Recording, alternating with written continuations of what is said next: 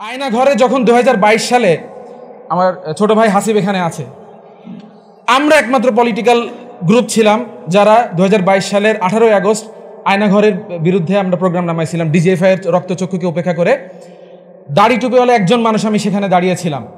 মানে সেটা যে কি পরিমাণ মানে কি বলবো, আমাকে যে আয়না ঘরে আপনারা জানেন মায়ের ডাক যারা হচ্ছে আয়না ঘরের বিরুদ্ধে দীর্ঘদিন এই গুম হওয়া ব্যক্তিদের না কাজ করে এসেছে, মায়ের ডাকে তারা আমাকে এসে বলছেন যে আমাদের পাশে একজন হুজুর এসে দাঁড়াবেন, আমরা তো কল্পনাও করিনি। আপনি চিন্তা করেন, হুজুররা গুম হয়নি, নিখোঁজ হয়নি, সেখানে হুজুররা নাই কেন, আমি একা কেন? এটাই আপনাদের কাছে আমি বলতে চাই যে আমরা দেখতে পেয়েছি একজন আলেম কোনো একটা বিষয়ে এই বিষয়ে মতামত দিচ্ছেন, অন্য আলেম এটার বিরোধিতা করছেন। এটি আমাদের হৃদয়ে রক্তক্ষরণ ঘটিয়েছে, ভীষণ পরিমাণ দাগ এবং ক্ষত সৃষ্টি করেছে। আজকে আমি অত্যন্ত আনন্দিত যে দেশের সকল ঘরানার আলেমগণ সকলেই একত্রিত ঐক্যবদ্ধ হওয়ার জন্য একটি প্ল্যাটফর্ম গঠন করতে যাচ্ছেন এবং তারা এরকম একটি আলোচনা সভার আহ্বান করেছেন। এটি আমি বলবো বাংলাদেশের ইতিহাসে বিরল। আর দক্ষিণারঞ্জন দুর্গা মন্দিরে যে দুর্গা উৎসব হবে, সেই দুর্গা উৎসবের যে টাকা সেটা বন্যাত্মদের সহায়তায় দেওয়া হয়েছে, সেটা দেওয়া হয়েছে কিসের মাধ্যমে? আসুন্নাহ ফাউন্ডেশনের মাধ্যমে। সুতরাং বাংলাদেশের মানুষ যে একটা সম্প্রীতির চর্চায় বিশ্বাসী, সেটা কিন্তু আমাদের সবারই খেয়াল রাখতে হবে। একটা বিষয় মনে রাখবেন যে দিল্লির যে আধিপত্যবাদী চিন্তা আছে, তাদের এই চিন্তা আমাদের মাঝে আমাদেরকে শত্রু জ্ঞান করায়। অনেক সময় আমাদেরকে বলায় যে হিন্দু মুসলমানের শত্রু, মুসলমান হিন্দু শত্রু। আমি ছোটবেলা থেকে আমার বাড়ির পাশে অনেক হিন্দু আছে, আমার কখনো মনে হয়নি আমার একজন হিন্দু সে আমার শত্রু, সেটা কালচারালি হোক বা অন্য যে কোনোভাবেই হোক। সুতরাং এই ব্যাপারগুলোতেও কিন্তু একটু সচেতন থাকতে হবে, কোনো প্রকার ডিমার্কেশন থিওরি দিয়ে যাতে আমাদেরকে আলাদা না করতে পারে, সে ব্যাপারে সবার প্রতি সচেতন থাকতে হবে। চ্যানেলটি সাবস্ক্রাইব করে আমাদের সঙ্গেই থাকুন। আপনারা জানেন সুদীর্ঘ 16 বছরের জুলুমশাহী এবং স্বৈরতন্ত্রের অবসান ঘটেছে গত 5 তারিখে, ঠিক কিনা বলুন? সেই সংগ্রামে আমাদের দেশের অতীতের রাজনৈতিক দলগুলি যেটা পারে নাই, অনেক সংগ্রাম করেছে কিন্তু পতন ঘটাতে পারে নাই। কিন্তু আমাদের দেশের দামাল ছেলেরা, আমাদের কলিজার টুকরোর সন্তান তুল্য ছাত্ররা বৈষম্য বিরোধী ছাত্র আন্দোলন এবং কোটা বিরোধী ছাত্র আন্দোলনের নাম দিয়ে যেভাবে এই জাতিকে সুন্দর একটি সংগ্রাম এবং বিজয় উপহার দিয়েছে, সেই সমস্ত দামাল ছেলেদের সমন্বয়কদের ভিতর থেকে 3 জন সমন্বয়ক ইতিমধ্যে আমাদের মাঝে উপস্থিত হয়েছে, বলেন আলহামদুলিল্লাহ। আমরা উপস্থাপন করছি, সর্বপ্রথম বক্তব্য রাখবে অতি সংক্ষিপ্তভাবে মোহাম্মদ তারিকুল ইসলাম, অন্যতম সমন্বয়ক। আমি তাকে বক্তব্য রাখার জন্য অনুরোধ করছি। আসসালামু আলাইকুম ওয়া রাহমাতুল্লাহ। হামিদাম ওয়া মুসাল্লিয়া ওয়া মুসাল্লিমান আম্মা বাদ। এর আগে যিনি বক্তব্য দিলেন তিনি সর্বশেষ যে কথাটি বলেছেন সেটি হচ্ছে যে আমাদের মুসলমানদের, আলেমদের, ইসলামপন্থীদের আমাদের ন্যায্য হিস্সাটুকু বুঝিয়ে দিতে হবে। তো ন্যায্য হিস্সাটা আসলে কি? ন্যায্য হিস্সাটা আসলে কি সেটা হচ্ছে প্রশ্ন। আমরা সংখ্যা গুরু, যদি মানে ডেমোগ্রাফিকলি বলি তাহলে আমরা হচ্ছে সংখ্যা গুরু এই দেশে, কিন্তু পাওয়ার, কালচার, এভরিওয়্যার, পলিটিক্স, সব জায়গায় আমরা হচ্ছে খুবই খুবই মানে ভালনারেবল সংখ্যালঘু। আমি ঢাকা বিশ্ববিদ্যালয়ে যখন 2019 সালে আমাদের ডাকসু হয়, তারপর থেকে পলিটিক্যালি মুভ করা শুরু করি,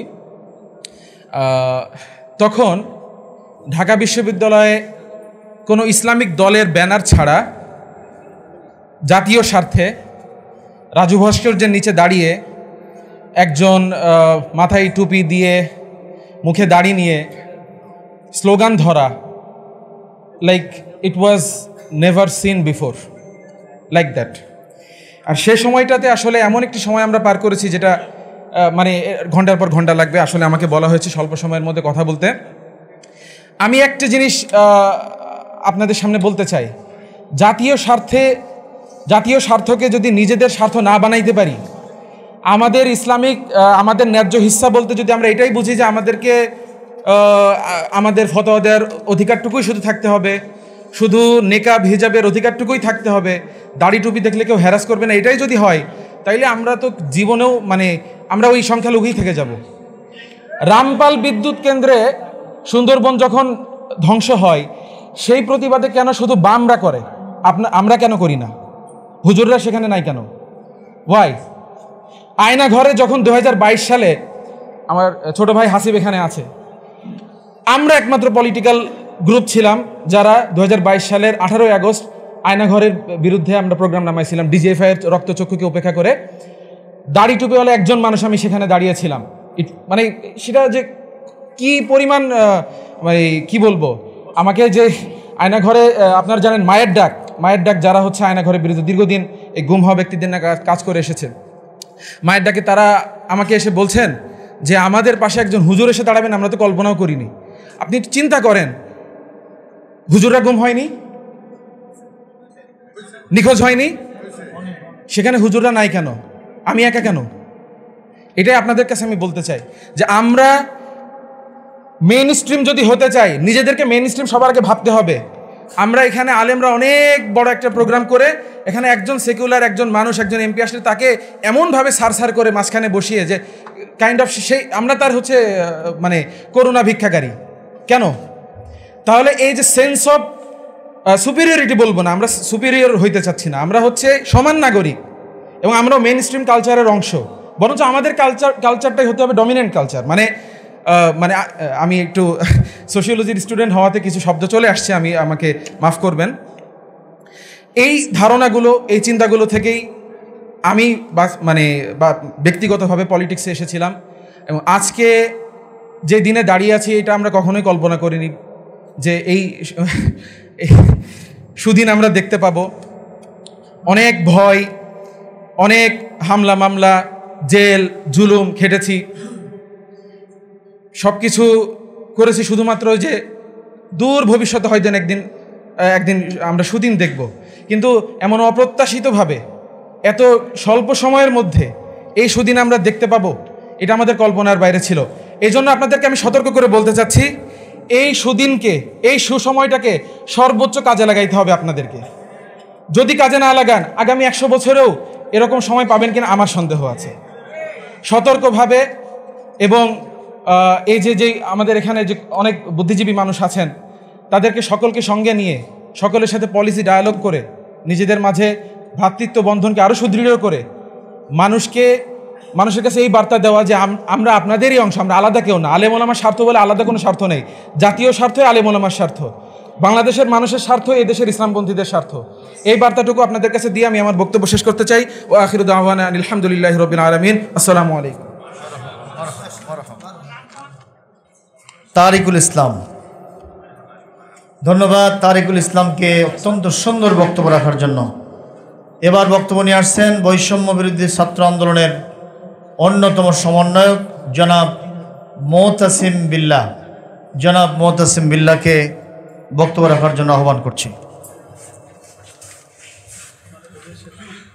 উপস্থিত দেশ বরেণ্য ওলামায়ে কেরাম, আমার পিতৃতুল্য মুরব্বীগণ, সবাইকে আসসালামু আলাইকুম ওয়া রাহমাতুল্লাহি ওয়া বারাকাতুহু। আপনারা সকলেই জানেন বিগত 16 বছর ধরে বাংলাদেশে যে একটি স্বৈরাচারী শাসন ব্যবস্থা কায়েম হয়েছিল তাহা বিগত 5 আগস্টে বৈষম্য বিরোধী ছাত্র আন্দোলন এর নেতৃত্বে দেশের সকল সাধারণ সর্বজনের অংশগ্রহণে একটি সফল অভ্যুত্থান সংগঠিত হয়েছে। এর জন্যে আমরা সর্বপ্রথম আল্লাহর দরবারেই শুকরিয়া জ্ঞাপন করি, আলহামদুলিল্লাহ। আমি বলতে চাই এই যাত্রা, এই পথটুকু আমাদের জন্য মোটেও মসৃণ ছিল না। আমরা সর্বপ্রথম দেখেছি যুগে যুগে বাংলাদেশে যত আলেম ওলামায়ে মাশেক আছেন তারা যুগে যুগে নির্যাতিত হয়েছেন, যুগে যুগে তারা অত্যাচারিত হয়েছেন, তারা জেলখানায়, তারা বিভিন্ন জায়গায় তারা শহীদ হয়েছেন, তারা বন্দী রয়েছেন। আমরা শেষ পর্যন্তও দেখেছি 2013 সালে যে শাপলা চত্বরের ট্র্যাজেডি আমরা এখনও ভুলে যাই নাই। সেই তাজা রক্তের দাগ আলেম ওলামায়েদের গায়ে এখনও পর্যন্ত লেগে আছে। সাধারণ মানুষজনের মনে এখনও পর্যন্ত আমাদের রক্তক্ষরণ হয়। শুধু এখানেই শেষ নয়, আলেম ওলামায়ে কেরাম যখনই বিভিন্ন সরকারের স্বৈরাচারী সিদ্ধান্তের বিরুদ্ধে, স্বৈরাচারী কার্যক্রমের বিরুদ্ধে যখনই তারা সোচ্চার হয়েছে, তারা মুখ খুলেছে, তাদেরকে বিভিন্ন ধরনের হুমকি, হামলা মামলা দিয়ে তাদেরকে দমন পীড়ন, কী পরিমাণ অত্যাচারের স্ট্রিম রোলার যে তাদের উপর চালানো হয়েছে তাহা আপনি আমরা সকলেই কম বেশ খুব ভালো করেই জানি। আমি আজকের এই সংহতি সভায় এবং যে ঐক্যের ডাক দেওয়া হয়েছে, আমি সর্বপ্রথম বাংলাদেশের একজন সাধারণ নাগরিক হিসাবে, একজন মুসলিম হিসাবে, একজন গর্বিত মুসলিমের সন্তান হিসাবে আমি আজকে খুবই গর্ববোধ করছি এবং আমি অত্যন্ত খুশি এবং আনন্দিত যে এইরকম একটা প্ল্যাটফর্মের জন্য ডাক দেওয়া হয়েছে। অনেক আগে থেকেই ব্যক্তিগতভাবে একজন মুসলিম হিসাবে আমার মনে সবসময় এটি কাজ করত যে বাংলাদেশের আলেম ওলামারা সকলেই একটা প্ল্যাটফর্মে একত্রিত হবেন।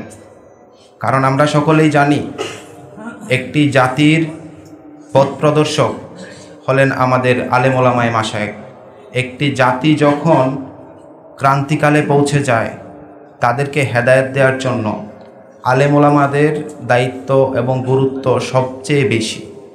একটি দেশ যখন পাপাচারে নিমজ্জিত হয়ে যায়, তখন আল্লাহর গজব নেমে আসাটা অবধারিত।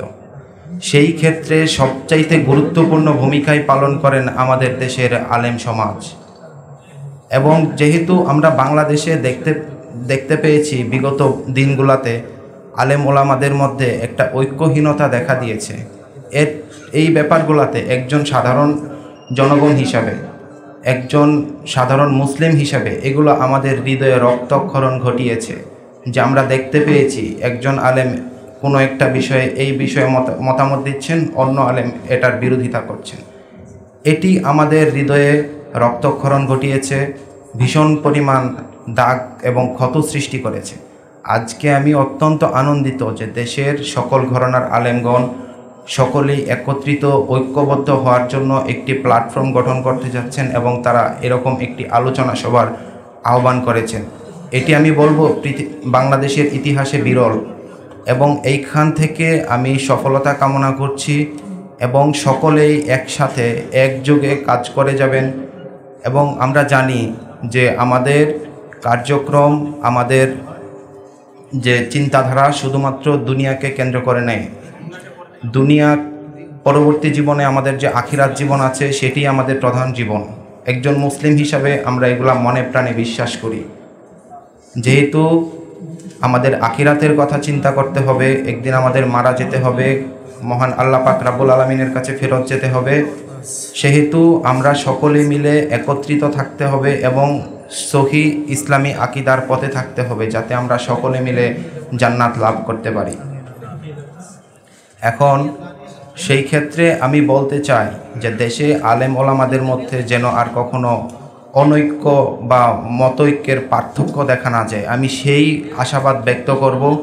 এবং আমি আমার ওস্তাদ তুল্য, আমার শিক্ষক তুল্য যারা আলেম ওলামায়ে মাশায়েখ আছেন সকলের প্রতি আমি আহ্বান করব যে আপনারা দেশের সাধারণ জনগণ যারা আছে, যারা কিনা ইসলামের আলো পথ থেকে দূরে আছেন, যারা গুমরা পথের দিকে চলে যাচ্ছেন, তাদের প্রতি আপনাদের যেন মেহনত অব্যাহত থাকে, তারা যেন ইসলামী চিন্তাধারায় ঢুকতে পারেন, অতি সহজে যেন তাদেরকে ইসলামী পথে ফিরিয়ে আনা যায়। তাতে আমি বিশ্বাস করি দেশে দুর্নীতি, অন্যায়, অবিচার, মদ, খুন, ধর্ষণ, রাহাজানি কোনো কিছুই আর থাকবে না। ইসলাম মানুষকে ভালো পথে থাকার শিক্ষা দেয় এবং আমি বিশ্বাস করি যখন আলেম ওলামায়ে কেরাম সকলে একত্রিত হয়ে সাধারণ মানুষজনের জন্য একত্রিত হয়ে কাজ করবেন, তখন এটা আমাদের দেশের জন্য মঙ্গল, জাতির জন্য মঙ্গল। দুর্নীতি, অন্যায়, অবিচার, অশ্লীলতা কখনোই ইসলাম স্থান দেয় না। যখন দেশের সকল মানুষজন আলেম ওলামাদের ডাকে একত্রিত হবেন, সকলেই যখন ইসলামী চিন্তায় একত্রিত হবেন এবং সকলেই যখন ইসলাম ধর্মের প্রতি একাত্মতা পোষণ করবেন, তখন আসলে ইসলামী শাসনতন্ত্র কিংবা ইসলামী শাসন ব্যবস্থা কায়েম করার জন্য কোনো আন্দোলন করার প্রয়োজন নেই, তখন অটোমেটিক্যালি কায়েম হবে। আমি আহ্বান করব যে সকলেই যেন আমাদের সাধারণ জনগণ যারা আছেন তারা কিভাবে ইসলাম এবং সঠিক ধর্মের পথে থাকতে পারেন সেই ব্যাপারে সকলেই কাজ করে যাবেন এবং সকলেই আমাদেরকে গুমরা পথ থেকে রক্ষা করবেন এবং আলেম ওলামাদের ঐক্য বজায় রাখবেন। এই আশাবাদ ব্যক্ত করছি এবং এই আশাবাদ ব্যক্ত রেখেই আমি আমার আজকের মতো সংক্ষিপ্ত বক্তব্য শেষ করছি। ওয়া আখিরে দাওয়ানা আসসালামু আলাইকুম ওয়া রাহমাতুল্লাহি ওয়া বারাকাতুহু।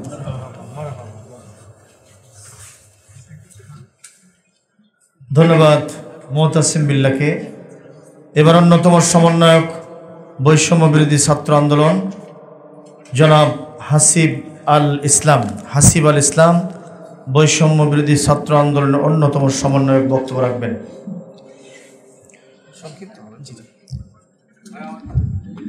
আসসালামু আলাইকুম।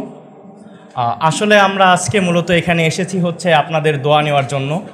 এখানে আপনারা সকলে আছেন, সকলের কাছে আসলে আমরা দোয়া প্রার্থী। একটা বিষয় আসলে আমার যেটা নিয়ে আমি একটু কথা বলতে চাই, সেটা হচ্ছে আমি একটু নোক্তা দিতে চাই।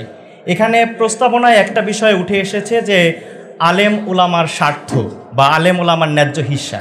আসলে আলেম উলামার ন্যায্য হিস্সা বলতে কিছু নেই। বাংলাদেশের জাতীয় স্বার্থ যেটা, বাংলাদেশের আলেম উলামা, বাংলাদেশের মানুষ জনগণ, সেই স্বার্থটাই হবে হচ্ছে বাংলাদেশের স্বার্থ, আলেম উলামার স্বার্থ। এখন দেখুন, যখনই আমি বলছি যে আসলে আলেম উলামার স্বার্থ, আলেম উলামার ন্যায্য হিস্সা, তাহলে কিন্তু একটা বিষয় থেকে যায় যে কালচারাল ব্রাহ্মণ্যবাদী যেই কালচারটা আছে বা কালচারাল যেই ফ্যাসিজম আছে, কালচারাল এই ফ্যাসিজমের চিন্তা থেকে কিন্তু আমরা এখনও বের হতে পারিনি। সেই আওয়ামী আমলে বা আওয়ামী ফ্যাসিস্ট রেজিমে আমরা যেই চিন্তাটা করতাম, আসলে আলেম উলামা স্বাধীনতা পাচ্ছে না, আমাদের আসলে ন্যায্য হিস্সা প্রয়োজন, আমরা খুবই ছোট চিন্তা করতাম।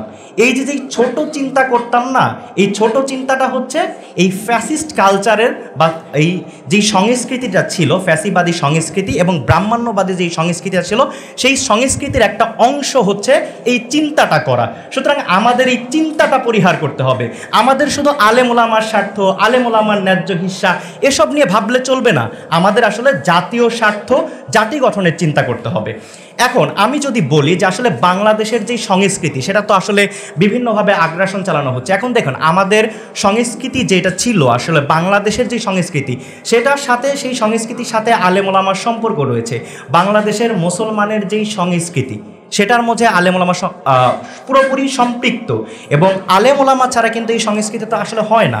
তাহলে আমাদেরকে যেই বিষয়গুলো শেখানো হচ্ছে কিংবা বাইরে থেকে পুশ করা হচ্ছে, আমরা কিন্তু এই বিষয়গুলোতে খুব কম গুরুত্ব দিচ্ছি।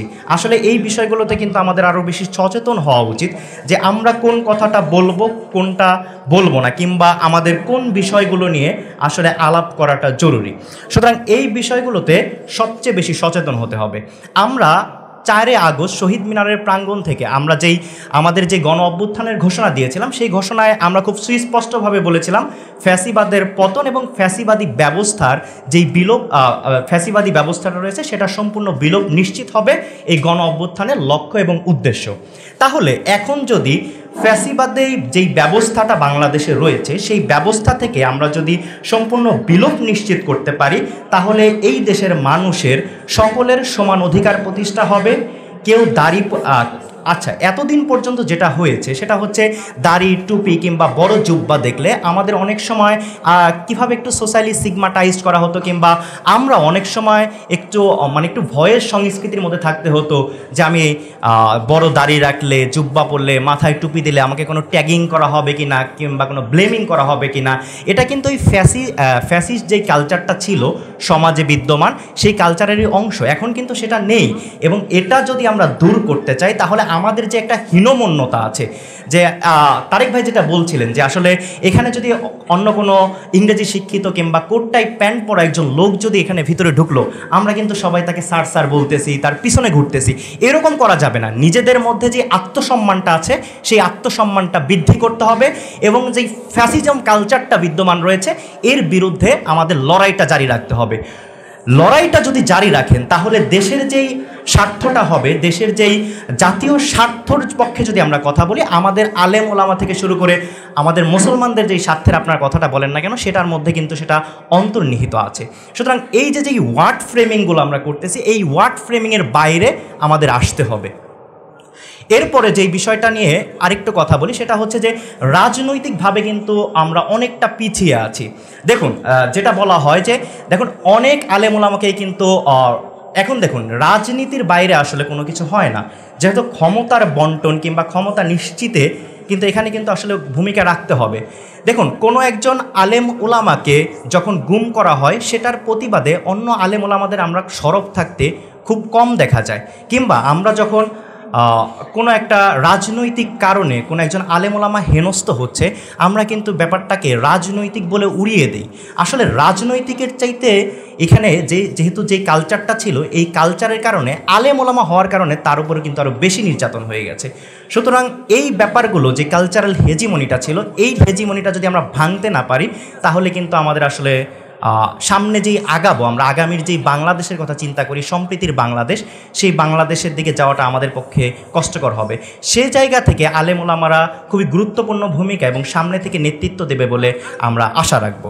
আর একটা বিষয় সেটা আমরা দেখতে পাই, সেটা হচ্ছে খুবই আসলে আমাদের কাছেও খুবই ব্যথা দেয়। আমিও একজন মাদ্রাসা স্টুডেন্ট, আমি দাখিল আলিম মাদ্রাসা থেকেই করেছি, ঝালকাঠি এনএস কামিল মাদ্রাসাতে আমি পড়াশোনা করতাম। এখন আসার পরে অনেক সময় আমরা দেখতে পাই যে ফতোয়া নিয়ে আলেম ওলামাদের মাঝে মতৈক্য থাকতে পারে, ভিন্নতা থাকতে পারে, তবে এই যে ভিন্নতার ব্যাপারগুলো সোশ্যাল মিডিয়াতে আসবে কিংবা পাবলিক প্লেসে আসবে সেটা অবশ্যই একজন আলেম আরেকজন আলেমের উপর শ্রদ্ধার ভিত্তিতে মতানৈক্য হতে পারে।